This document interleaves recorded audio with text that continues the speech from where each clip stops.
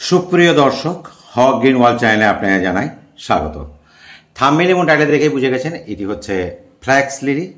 এই ফ্ল্যাক্স লিলির মধ্যে বেশ কয়েকটা ভাগ আছে। ভাগগুলো আর কিছুই নয়, এই যে এইটা দেখছেন ভেরিগেটেড, অর্থাৎ সবুজ এবং সাদার একটা প্যারালাল বর্ডার কাটা আছে মনে হচ্ছে, স্ট্রিপ মনে হচ্ছে। এই সাদা সবুজের কম্বিনেশন, এটার জন্য এটাকে বলা হয় ভেরিগেটেড। আর এটা একটা নন ভেরিগেটেড আছে, আমি এক জায়গাতে বসেছি, দেখুন এই যে পুরোটাই সবুজ, কিন্তু এটা একই জাতের। আর এতটাই এরা শক্ত, যেভাবে টানলেও কিন্তু আপনার ছিঁড়ে আসবে না, মনে হচ্ছে প্লাস্টিকের। একই রকমভাবে থাকে সারা বছর। এদের পাতাগুলো ঘন সবুজ হয়ে থাকে, যেটা সবুজ থাকে সেটা, আর যেটা ভেরিগেটেড সেটা এরকম কালারই থাকে। আর মজার বিষয় হচ্ছে এই ফ্ল্যাক্স লিলি কিন্তু আপনার সব জায়গাতেই থাকতে পারে, আপনার ইনডোর, আউটডোর, সেমি ইনডোর, ফুল ইনডোর সব জায়গাতে থাকবে। তবে হ্যাঁ, যখন এই গাছটা একেবারে ফুল সানলাইটে থাকবে তখন একটু দেখতে পাবেন যে একটু ব্রাউনি ভাবটা হয়ে যায় ডগাগুলো। আমি আপনার দু একটা দেখাচ্ছি, এই যে এই টাইপের। তো এটা অবশ্য যে খুব বেশি তেজ রোদের ছিল বলেই যে এটা এরকম হয়েছে তা নয়, এটা জল অতিরিক্ত হলেও কিন্তু এইটা হয়ে যায়। কারণ এটা জলের অভাবটা এতটাই সহ্য করতে পারে, অত ল্যাক অফ ওয়াটার, কোনো কারণে জল আপনি না দেন তবুও কিন্তু গাছ সহজে মরে না, এটা কিন্তু মনে রাখবেন।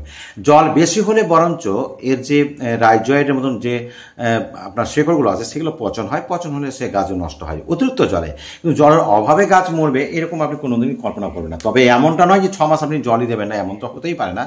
ধরেন মাসে হয়তো আপনার 4 বারের জায়গায় হয়তো 3 বার দিয়েছেন, তাতেও কিন্তু কোনো যায় আসে না। এই যে তীব্র খরা রোদ গেল, তাতে যে আপনি ধরেন 1 সপ্তাহ রোদ, খুব কড়া রোদ, তারপরেও জল দিচ্ছে না, তাহলেও হয়ে যায়। তবে একেবারে ঠনঠনে শুকিয়ে গেলে তো জল দিতেই হবে, এটাই হচ্ছে নিয়ম। মূল কথা হচ্ছে এটা গাছটা এমনই, জলের অভাব খুব একটা হলে অসুবিধা হয় না, তবে জলটা দিতে থাকবে। এর কয়েকটা ভ্যারাইটি তো আপনি দেখতে পেলেন, সরাসরি বললাম দুটো ভ্যারাইটি, একটা গাঢ় সবুজ আর এর হচ্ছে একটা সাদা এবং সবুজের কম্বিনেশন। এই তো তার বৈশিষ্ট্য। এবার গাছের একটা নির্দিষ্ট বয়স হলে কিন্তু এই ধরনের ফুল হয়। ফুল কিন্তু খুব সহজে পাবেন না, 5 বছর 7 বছর 3 বছর মিনিমাম 3 বছর 4 বছর না হলে ফুল আসবে না, সাধারণত দেখেছি আমি। ব্যতিক্রম হলে হতে পারে। তবে এই ফুলটা যেমন আপনার সাদা রয়েছে, তবে এর আরও যে কয়েকটা জাত আছে সেখানে কিন্তু লাল টাইপের হয়, তো তখন রেড ফ্ল্যাক্স লিলি বলবে। তো এরকম নামগুলো ওইভাবেই ফুলের সঙ্গে সংযুক্ত রেখেই এটার নামকরণগুলো হয়েছে। তো এই গাছ সম্পর্কে খুব বেশি জানা দরকার নাই। এবার যদি আমি বলি, একটা পট নেবেন, মাটির পট নিলেই ভালো। এটা অবশ্য আমি আমার তৈরি করা পট, দেখতেই পাচ্ছেন। এই একটা ছোট্ট একটা প্লাস্টিকের উপরে বসিয়ে আমি সিমেন্ট মাটি দিয়ে তৈরি করেছিলাম, রাউন্ড ফিগারে বেশ কয়েকটাই তৈরি করেছিলাম এগুলো জিনিস করার জন্য। আর এর মাটিটা যে মিডিয়াটা হবে, সে মিডিয়াটা খুবই হালকা, একেবারে হালকা, খুব এঁটেল মাটি দিয়ে নয়, একদম হালকা। হালকা বলতে কীরকম, জল দিলেন জলটা যেন বেরিয়ে যায়। তো আমি এখানে 30 থেকে 40% গার্ডেন সয়েল নেবেন, 20% অবশ্যই কোকোপিট দেবেন, কারণ এই কোকোপিট কিন্তু মাটিটাকে হালকা করে। যদিও কোকোপিট সামান্য জল ধরে রাখে, কিন্তু তার চেয়েও মাটিটাকে হালকা করে, এটাই হচ্ছে সবচেয়ে বড় কথা। কম্পোস্ট দিতে পারেন, গোবর সার দিতে পারেন 30%, আর 20% কিন্তু বালি দিয়ে দেবেন। এবার যদি অনেকে মনে করে যে ওয়েল ড্রেনেজ করার জন্য তলার দিকে নুড়ি পাথর বা চিপস দিয়ে দেবেন, তাহলে সবচেয়ে ভালো হয়। অর্থাৎ জল যাতে কোনো মতেই করে না, এই হচ্ছে ব্যাপার।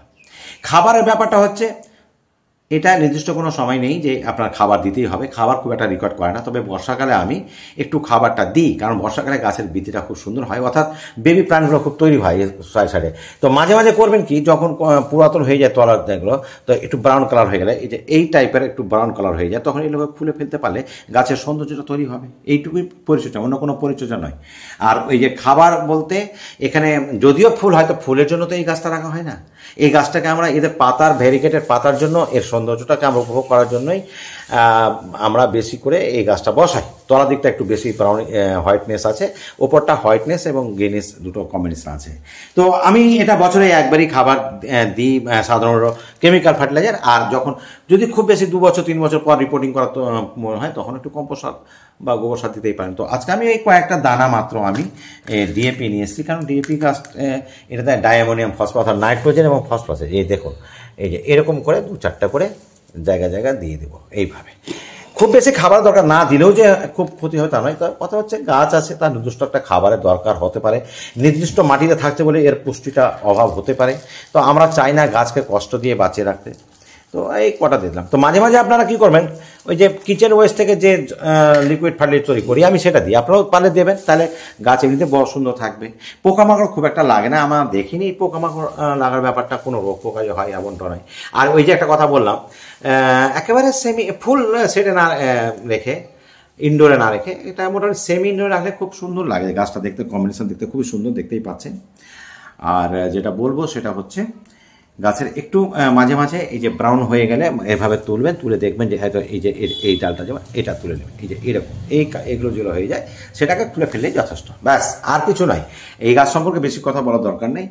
খুবই সুন্দর আপনার এটা বসাবেন। আপনি বাড়ির চারপাশে যে বর্ডার থাকে আপনার বা গার্ড ওয়াল থাকে, সে তার পাশ একটু লাইন করে বসিয়ে দিলেও দেখতে খুব সুন্দর লাগে। তো বন্ধুরা, আজ এতটুকুই, ভালো থাকবেন। আর যারা এখনও আমার চ্যানেলকে সাবস্ক্রাইব করেনি, এরকম পিকুলার টাইপের গাছের ভিডিও পেতে হলে অবশ্যই আমাকে সাবস্ক্রাইব করবেন। ভালো থাকুন, ধন্যবাদ, আগামীতে কথা হবে।